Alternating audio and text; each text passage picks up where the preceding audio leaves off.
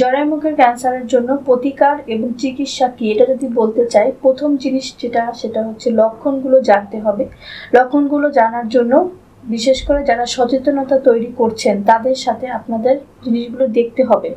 এক্ষেত্রে আমি বলবো যারা মিডিয়াতে আছেন, বিভিন্ন টিভি চ্যানেল, বিভিন্ন রেডিও, নিউজ পেপার, যেমন ডক্টরস টিভি তার মধ্যে উল্লেখযোগ্য, এদের জিনিসগুলো যদি আপনারা দেখেন তাহলে কিন্তু আপনারা বুঝতে পারবেন, নিজে সচেতন হতে পারবেন। লক্ষণগুলো যদি আপনি জানতে পারেন তাহলেই কিন্তু আপনি বুঝতে পারবেন যে আপনার জরায়ু মুখের ক্যান্সার আছে কিনা, থাকলে কিভাবে প্রতিকার করতে হবে, চিকিৎসা কি।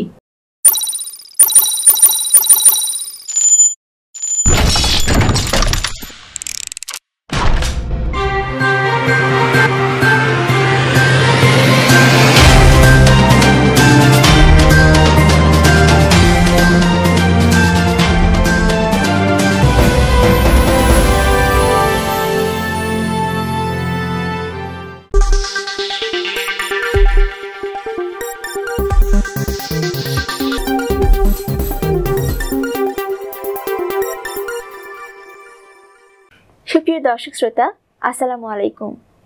আপনাদের সকলকে আমন্ত্রণ জানাচ্ছি ডক্টরস টিভির আজকের বিশেষ স্বাস্থ্য বিষয়ক আয়োজন, আজকের নারী ও স্বাস্থ্য অনুষ্ঠানটি দেখার জন্য। আজকের অনুষ্ঠানের সঞ্চালনায় রয়েছি আমি আনিকা রিমা।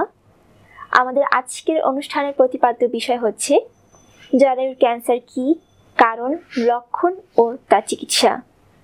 আমাদের আজকের আলোচনায় অংশগ্রহণ করছেন doctor Jannatul Ferdous, MBBS, MPH, ADMU, PGT, গাইনিঅপস। আসসালামু আলাইকুম। আমাদের আজকের অনুষ্ঠানে এত ব্যস্ততার মাঝেও সময় দেবার জন্য অনেক অনেক ধন্যবাদ। ওয়ালাইকুম আসসালাম। ডক্টরস টিভিকে ধন্যবাদ এত সুন্দর একটি অনুষ্ঠান আয়োজন করার জন্য, সাথে সাথে ডক্টরস টিভির কলা কৌশলী, এবং ধন্যবাদ জানাচ্ছি সব দর্শককে যারা আজকের এই অনুষ্ঠানটি দেখছেন।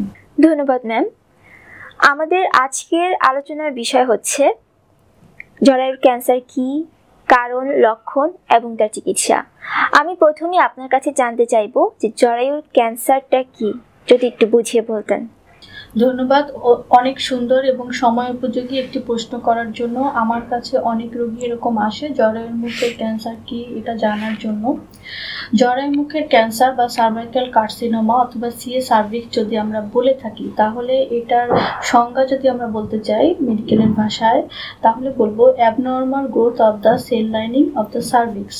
এর বাংলা হচ্ছে যে জরায়ুর মুখের সেলগুলো যদি অস্বাভাবিকভাবে কন্টিনিউয়াসলি বৃদ্ধি পেতে থাকে এবং এর সাথে ফাউল স্মেলিং ডিসচার্জ বা অস্বাভাবিকভাবে কন্টিনিউয়াসলি দুর্গন্ধযুক্ত কারো স্রাব হয়, এর সাথে অস্বাভাবিক রক্তপাত হয় 2 মাসিকের মাঝখানে অথবা স্বামী সহবাসের পরে অস্বাভাবিকভাবে রক্তপাত হয়, তাহলে এগুলোকে আমরা বলতে পারি জরায়ুর মুখের ক্যান্সার। জরায়ুর মুখের ক্যান্সারের জন্য হিউম্যান প্যাপিলোমা ভাইরাস এটি মূলত দায়ী।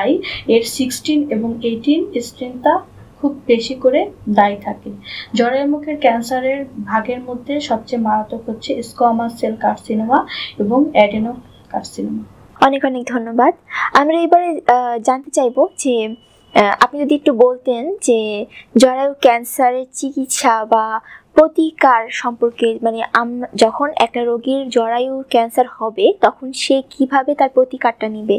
ধন্যবাদ অনেক সুন্দর একটি প্রশ্ন করার জন্য। তোমার প্রশ্নটি অনেক যুগ উপযোগী। জরায়ু মুখের ক্যান্সারের জন্য প্রতিকার এবং চিকিৎসা কি, এটা যদি বলতে চাই, প্রথম জিনিস সেটা হচ্ছে লক্ষণগুলো জানতে হবে। লক্ষণগুলো জানার জন্য বিশেষ করে যারা সচেতনতা তৈরি করছেন তাদের সাথে আপনাদের জিনিসগুলো দেখতে হবে।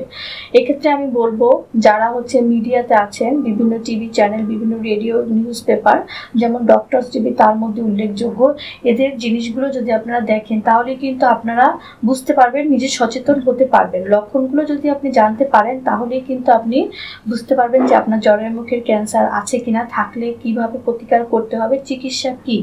এবং আপনি শুধু নিজে বুঝবেন না, এসব কন্টেন্টগুলো যদি আপনি শেয়ার করেন তাহলে আপনি অন্যকেও বুঝাতে পারবেন, তারাও কিন্তু আপনার মাধ্যমে উপকৃত হবে।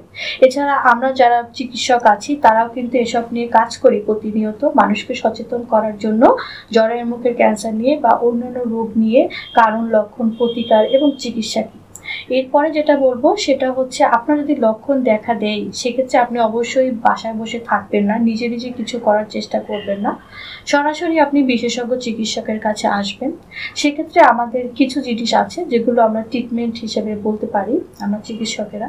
এর মধ্যে প্রথমটা হচ্ছে যে আপনার সার্জারি করা লাগতে পারে। জরায়ুর মুখের যে অংশে ক্যান্সার আছে অথবা পুরো জরায়ুর মুখ অথবা কখনো কখনো পুরো জরায়ু কেটে ফেলতে হয় রোগীর জীবন রক্ষার জন্য, একে আমরা বলি সার্জারি।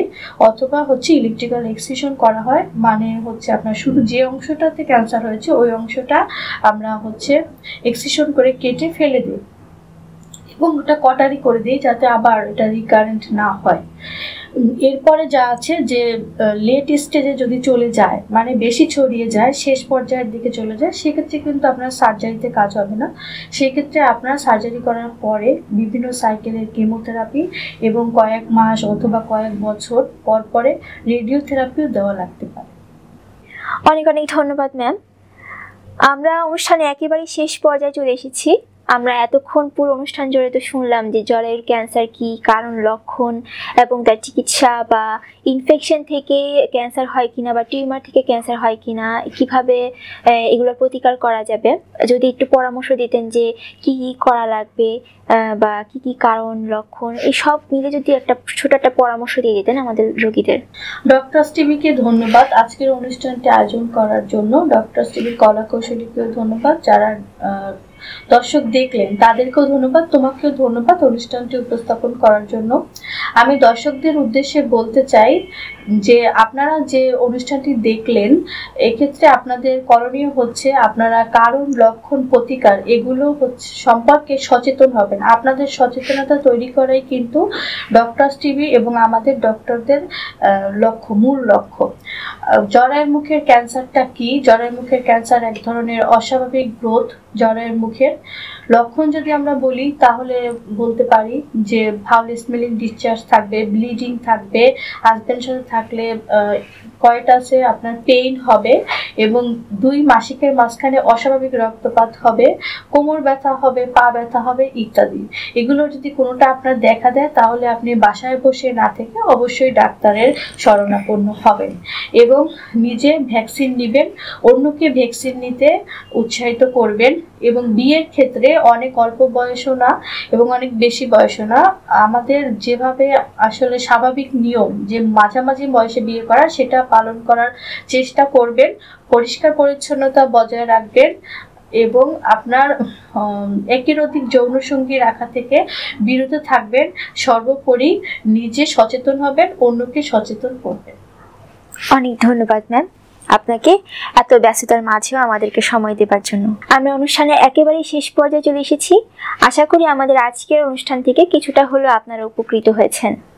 আমাদের আজকের অনুষ্ঠানের বিষয় সম্পর্কে যদি আরো কিছু জানার থাকে তাহলে অবশ্যই ডক্টরস টিভির website, Facebook profile, page, group, Twitter এবং ইউটিউব চ্যানেলের কমেন্ট সেকশনে গিয়ে আপনারা আপনাদের জানার প্রশ্নগুলো করুন। আশা করি আপনারা সেখানে আপনাদের উত্তর পেয়ে যাবেন। ডক্টরসরা সবসময় সেখানে ভিজিট করে থাকেন। আগামী অনুষ্ঠানটি দেখার আমন্ত্রণ জানিয়ে এখানে শেষ করছি। ভালো থাকবেন, সুস্থ থাকবেন। আল্লাহ হাফেজ।